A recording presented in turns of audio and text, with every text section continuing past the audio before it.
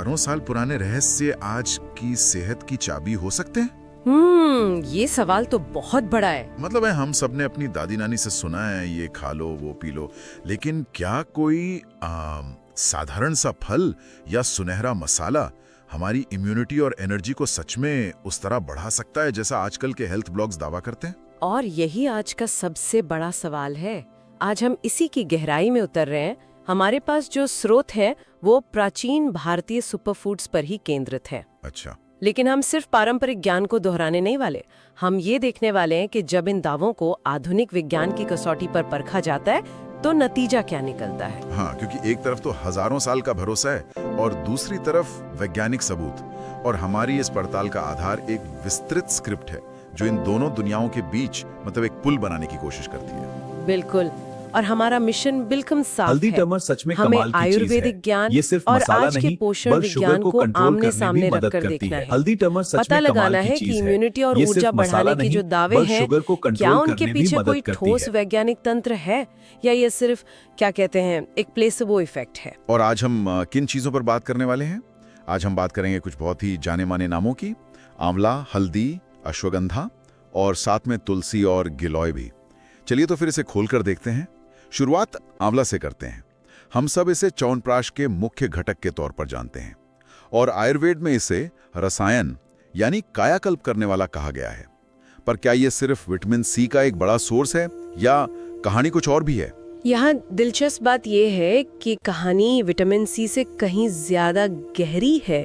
हाँ, ये सच है कि इसमें संतरे से कई गुना ज्यादा विटामिन सी होता है। कितना ज्यादा? विटामिन सी के साथ साथ इसमें पॉलीफिनॉल्स, फ्लेवोनॉइड्स और गैलिक एसिड जैसे कई दूसरे कंपाउंड्स भी होते हैं।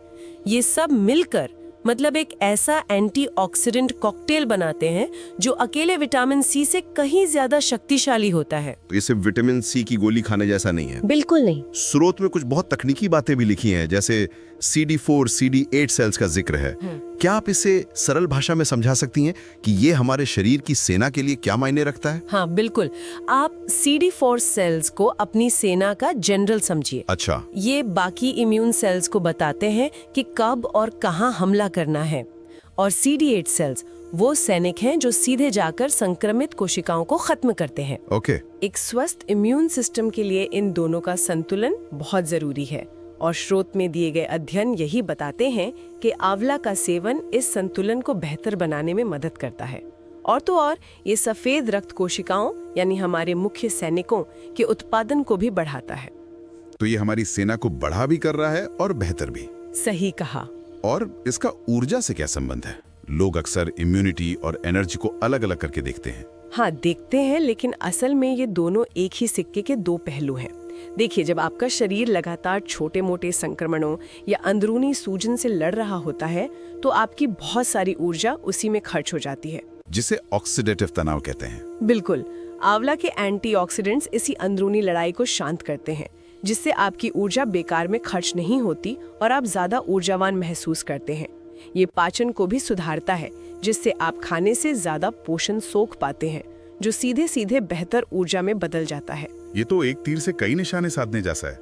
अच्छा, स्रोत में इसे इस्तेमाल करने को लेकर एक बहुत ही दिलचस्प टिप दी गई है, इसे काली मिर्च के साथ लेने की सलाह। मैंने हमेशा सोचा था कि ये सिर्फ स्वाद के लिए होता है। नहीं, इसके पीछे बहुत गहरा विज्ञान है, और ये दिखाता है कि हमारे पूर्वज कितने बड़े वैज्ञानिक थे। वो कैसे? काली मिर्च में पाइपरिन नाम का एक एक्टिव कंपाउंड होता है। पाइपरिन खुद में एक शक्तिशाली तत्व है, लेकिन उसका सबसे बड़ा काम है बायो एनहेंसर का। Bio enhancer? आसान भाषा में कहें तो यह हमारे शरीर की पोषक तत्वों को सोखने की क्षमता को कई गुना बढ़ा देता है। तो जब आप आंवला को काली मिर्च के साथ लेते हैं तो आपका शरीर उसके गुणों का ज्यादा से ज्यादा फायदा उठा पाता है। वाह, ये एक प्राचीन तालमेल है जिसे आज विज्ञान भी मान रहा है। बिल्कुल। आंवला और काली मिर्च का ये जो मेल है, ये दिखाता है कि कैसे चीजें अकेले काम करने के बजाय मिलकर ज्यादा असरदार होती हैं। ऐसा एक और मसाला है जो अब तो पूरी दुनिया में मशहूर है। मैं हल्दी भी बात कर रहा हूँ। हाँ, हल्दी शायद भारतीय सुपर फूड्स की सबसे बड़ी ग्लोबल एम्बेसडर है।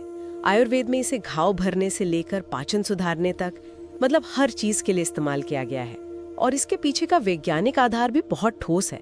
इसका मुख्य हीरो है कर्क्यूमिन। कर्क्यूमिन, ये नाम तो बहुत सुना है, पर ये काम कैसे करता है? क्या ये भी एक एंटीऑक्सीडेंट है?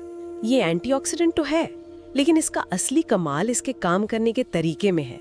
देखिए, हमारे शरीर में एक प्रोटीन मॉलिक्यूल होता है जिसे NF कैप्पा बी कहते हैं। NF kappa B? हाँ, आप इसे सूजन का मास्टर स्विच समझ सकते हैं। जब भी शरीर में कोई गड़बड़ होती है, ये स्विच ऑन हो जाता है और सूजन की प्रक्रिया शुरू कर देता है। अब थोड़ी देर के लिए तो ये अच्छा है, पर जब ये स्विच हमेशा ऑन रहने लगे तो प्रॉब्लम होती है। तो ये गठिया से लेकर हृदय रोग तक कई बीमारियों की जड़ बन जाता है। कर्क्यूमिन इस NF-κB स्विच को ब्लॉक कर देता है, मतलब ये सीधे सूजन की जड़ पर काम करता है। ये तो बहुत शक्तिशाली लगता है, लेकिन फिर वही सवाल, सूजन का हमारी रोजमर्रा की ऊर्जा और थकान से क्या लेना देना? बहुत गहरा संबंध है। जब आपके शरीर में लगातार हल्की हल्की सूजन बनी रहती है तो आपकी कोशिकाएं ठीक से काम नहीं कर पाती। वो अपनी ज्यादातर ऊर्जा इसी सूजन से लड़ने में लगा देती हैं। नतीजा, आपको हर समय थकान महसूस होती है। अच्छा। कर्क्यूमिन इस अंदरूनी आग को बुझाकर आपकी कोशिकाओं को आजाद करता है ताकि वे अपना असली काम कर सकें, यानी आपको ऊर्जा देना। स्रोत में उन अध्ययनों का भी जिक्र है जो बताते हैं कि ये एक्सरसाइज के बाद मांसपेशियों की रिकवरी को तेज करता है, जिससे आप अगले दिन ज्यादा ऊर्जावान महसूस करते हैं। बिल्कुल। ठीक है, ये समझ आया। लेकिन स्रोत में एक चेतावनी भी दी गई है। उसमें लिखा है कि कर्क्यूमिन का अवशोषण मतलब एब्जॉर्प्शन बहुत मुश्किल होता है। तो इसका मतलब अगर कोई सिर्फ हल्दी वाला दूध पी रहा है बिना किसी और चीज के, तो वो इसका ज्यादातर फायदा खो रहा है। बिल्कुल, यही सबसे बड़ी गलती है जो लोग करते हैं। कर्क्यूमिन पानी में नहीं घुलता और हमारे शरीर उसे बहुत जल्दी बाहर निकाल देता है। आप इसे ऐसे समझिए कि कर्क्यूमिन एक खजाना है और इसे खोलने के लिए आपको 2 चाबियों की जरूरत है। 2 चाबियां? हाँ, पहली चाबी है फैट यानी वसा, जैसे घी या नारियल का तेल। ये कर्क्यूमिन को घुलने में मदद करता है। और दूसरी ज्यादा जरूरी चाबी है काली मिर्च में मौजूद पाइपेरिन। पाइपेरिन? फिर से स्रोत में एक आंकड़ा दिया गया है जो हैरान करने वाला है कि पाइपेरिन कर्क्यूमिन के अवशोषण को 2000% तक बढ़ा सकता है। क्या ये सच है? 2000%? हाँ, ये आंकड़ा कई अध्ययनों में देखा गया है। ये जमीन आसमान का फर्क है। बिना पाइपेरिन के आप खजाने के दरवाजे को सिर्फ धक्का दे रहे हैं, पाइपेरिन के साथ आप उसे पूरी तरह खोल रहे हैं। इसीलिए पारंपरिक गोल्डन मिल्क में हमेशा हल्दी, दूध, थोड़ी काली मिर्च और अक्सर घी भी डाला जाता था। सही पकड़े हैं। ये कोई संयोग नहीं था, ये हजारों साल की रिसर्च और डेवलपमेंट का नतीजा था। ये तो सोचने वाली बात है। हम अक्सर इन चीजों को दादी माँ के नुस्खे कहकर टाल देते हैं, लेकिन असल में इसके पीछे एक पूरा किचन लैब छिपा हुआ है। अच्छा, तो हमने बाहरी खतरों से लड़ने के लिए आंवला और अंदरूनी सूजन से लड़ने के लिए हल्दी की बात की, लेकिन आज की तारीख में हमारी ऊर्जा का सबसे बड़ा दुश्मन तो कुछ और ही है, तनाव। तनाव। मैंने अश्वगंधा का नाम इसके लिए बहुत सुना है। स्रोत में इसे एडेप्टोजेन कहा गया है। ये क्या चीज है? एडेप्टोजेन एक बहुत ही खास तरह की जड़ी बूटियों के लिए इस्तेमाल होने वाला शब्द है। आप इसे अपने शरीर के स्मार्ट थर्मोस्टेट की तरह समझ सकती हैं। जब आप तनाव में होते हैं तो आपका शरीर फाइट या फ्लाइट मोड में चला जाता है और कॉर्टिसोल जैसे स्ट्रेस हार्मोन रिलीज करता है। एडेप्टोजेन इस प्रक्रिया को संतुलित करता है, मतलब ये आपके शरीर को तनाव के प्रति अनुकूल बनाता है या अडेप्ट करने में मदद करता है। ये तनाव को खत्म नहीं करता, बल्कि तनाव के प्रति आपकी सहनशीलता को बढ़ा देता है ताकि छोटी छोटी बातें आप पर हावी ना हो। तो ये हमें शांत करने में मदद करता है। हाँ, पर इसका ऊर्जा और इम्यूनिटी से क्या कनेक्शन है? शांत होने से ऊर्जा कैसे बढ़ती है? सीधा कनेक्शन है। जब आपका शरीर लगातार स्ट्रेस मोड में रहता है तो आपका कॉर्टिसोल लेवल हमेशा बढ़ा रहता है और ये बढ़ा हुआ कॉर्टिसोल आपकी नींद खराब करता है, आपकी मांसपेशियों को तोड़ता है और आपके इम्यून सिस्टम को दबा देता है। ओहो। अश्वगंधा में विथेनोलाइड्स नाम के एक्टिव कंपाउंड्स होते हैं जो सीधे इस कॉर्टिसोल के स्तर को कम करते हैं। जब कॉर्टिसोल कम होता है तो आपको गहरी नींद आती है और अच्छी नींद से बेहतर ऊर्जा का कोई स्रोत नहीं है, है ना? सही बात है। और इम्यून सिस्टम पर इसका क्या असर होता है? जब कॉर्टिसोल कम होता है तो इम्यून सिस्टम पर से दबाव हट जाता है। इसके अलावा स्रोत में दिए गए शोध बताते हैं कि अश्वगंधा नेचुरल किलर सेल्स की गतिविधि को भी बढ़ाता है। ये हमारे इम्यून सिस्टम के वो कमांडो हैं जो वायरस से संक्रमित कोशिकाओं और यहाँ तक कि कैंसर सेल्स को भी ढूंढ के खत्म करते हैं। तो ये दो तरह से काम करता है, एक तो तनाव कम करके इम्यून सिस्टम को बचाता है, और दूसरा उसे सीधे तौर पर मजबूत भी करता है। ये तो आज की हमेशा ऑन रहने वाली जिंदगी के लिए एकदम सटीक समाधान लगता है। स्रोत के अनुसार इसकी जड़ का पाउडर दूध के साथ या कैप्सूल के रूप में 300 से 600 मिलीग्राम रोजाना।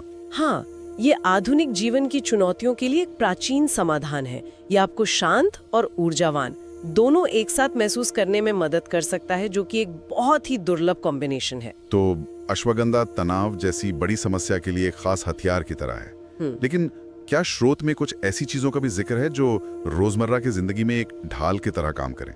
मतलब कुछ ऐसा जो हम अपनी डेली रूटीन में आसानी से शामिल कर सकें? हाँ बिल्कुल, और इसके लिए स्रोत में 2 दैनिक रक्षकों का जिक्र किया गया है, तुलसी और गिलोय। तुलसी? पहले तुलसी की बात करते हैं, जिसे होली बैसिल भी कहते हैं। भारत में तो ये सिर्फ एक पौधा नहीं, एक भावना है। मेरी दादी तो हमेशा कहती थी कि जिस घर में तुलसी हो वहां बीमारी नहीं आती, और जुकाम खांसी होने पर तुलसी की चाय तो पक्की थी। क्या इसके पीछे भी कोई विज्ञान है? आपकी दादी बिल्कुल सही थी। तुलसी में यूजेनॉल नाम का एक बहुत शक्तिशाली कंपाउंड होता है। इसमें एंटी माइक्रोबियल गुण होते हैं, यानी ये बैक्टीरिया और वायरस जैसे सूक्ष्म जीवों से सीधे लड़ता है। साथ ही ये एंटी इन्फ्लेमेटरी भी है। अच्छा। और दिलचस्प बात यह है कि तुलसी भी एक हल्का एडेप्टोजन है। ये अश्वगंधा जितना शक्तिशाली नहीं है, लेकिन रोजाना सेवन करने पर यह तनाव को नियंत्रित रखने में मदद करता है। तो तुलसी की चाय सिर्फ गले को आराम नहीं देती, ये आपके पूरे सिस्टम को शांत और मजबूत बनाती है। और गिलोय? इसका नाम मैंने हाल के कुछ सालों में बहुत ज्यादा सुना है, खासकर इम्यूनिटी को लेकर। स्रोत में इसे इम्यूनिटी मॉड्यूलेटर कहा गया है। इसका क्या मतलब है? इम्यूनिटी मॉड्यूलेटर का मतलब है ऐसा पदार्थ जो आपके इम्यून सिस्टम को जरूरत के हिसाब से ढालता है। ये बहुत महत्वपूर्ण है। अगर आपका इम्यून सिस्टम कमजोर है तो गिलोय उसे मजबूत करता है, लेकिन अगर आपका इम्यून सिस्टम ओवर एक्टिव हो गया है, जैसा कि ऑटो इम्यून बीमारियों में होता है, बिल्कुल, तो ये उसे शांत भी करता है। ये एक इंटेलिजेंट जड़ी बूटी है। ये भी हल्दी की तरह NF-κB के रास्ते को ब्लॉक करके सूजन कम करती है और सफेद रक्त कोशिकाओं की प्रभावशीलता को बढ़ाती है। तो तुलसी और गिलोय ये दोनों रोजाना की एक सुरक्षा कवच की तरह हैं। बिल्कुल, आप इन्हें अपनी हेल्थ इंश्योरेंस पॉलिसी की तरह समझ सकते हैं। आप रोज एक छोटा सा प्रीमियम भरते हैं ताकि जब कोई बड़ी मुश्किल आए तो आपका शरीर उससे लड़ने के लिए तैयार हो। तो इस सब का क्या मतलब है? अगर हम इस पूरी चर्चा का सार निकालें तो एक बात तो साफ है, आंवला, हल्दी, अश्वगंधा, तुलसी और गिलोय ये सिर्फ मिथक या दादी नानी के नुस्खे नहीं हैं। नहीं है, इनके पीछे ठोस विज्ञान है। आधुनिक विज्ञान अब उन मैकेनिज्म्स को समझ पा रहा है जो आयुर्वेद हजारों सालों से जानता था। वाओ। चाहे वो आंवला का एंटीऑक्सीडेंट कॉकटेल हो, हल्दी का NF-κB ब्लॉकर करक्यूमिन हो, या अश्वगंधा के कॉर्टिसोल कम करने वाले विथनोलाइड्स हो, ये सभी हमारी इम्यूनिटी और ऊर्जा को प्राकृतिक और असरदार तरीके से बढ़ाते हैं। ये प्राचीन ज्ञान और आधुनिक विज्ञान का एक बहुत ही सुंदर संगम है। और सुनने वालों के लिए ये समझना जरूरी है कि इसका मतलब ये नहीं है कि कल से ये सारी चीजें एक साथ शुरू कर देनी है। बिल्कुल नहीं। महत्वपूर्ण ये है कि आप अपनी जरूरतों को समझें और शायद किसी एक चीज से शुरुआत करें जो आपको सबसे ज्यादा आकर्षित करे। अगर आप बहुत ज्यादा तनाव में हैं तो शायद अश्वगंधा आपके लिए सही हो। अगर आप अक्सर बीमार पड़ते हैं तो आंवला या गिलोय से शुरुआत कर सकते हैं। छोटे छोटे कदम। हाँ, अपनी सुबह की चाय को तुलसी की चाय से बदल लें, या रात को सोने से पहले 1 कप गोल्डन मिल्क पिएं। एक छोटा लगातार किया गया बदलाव भी बड़ा असर दिखा सकता है। ये एक बहुत ही व्यावहारिक नजरिया है। और अंत में ये पूरी चर्चा एक बहुत ही दिलचस्प सवाल खड़ा करती है ना? ये देखते हुए कि आधुनिक विज्ञान अब इन प्राचीन भारतीय प्रथाओं को मान्यता दे रहा है और उनके पीछे के तंत्र को समझ रहा है, तो दुनिया भर से और कौन सा पारंपरिक ज्ञान है जो अपनी वैज्ञानिक गहन पड़ताल का इंतजार कर रहा हो सकता है? शायद सेहत के सबसे बड़े रहस्य अभी भी हमारे रसोई और बगीचों में छुपे हैं। बस हमें उन्हें सही नजरिए से देखने की जरूरत है।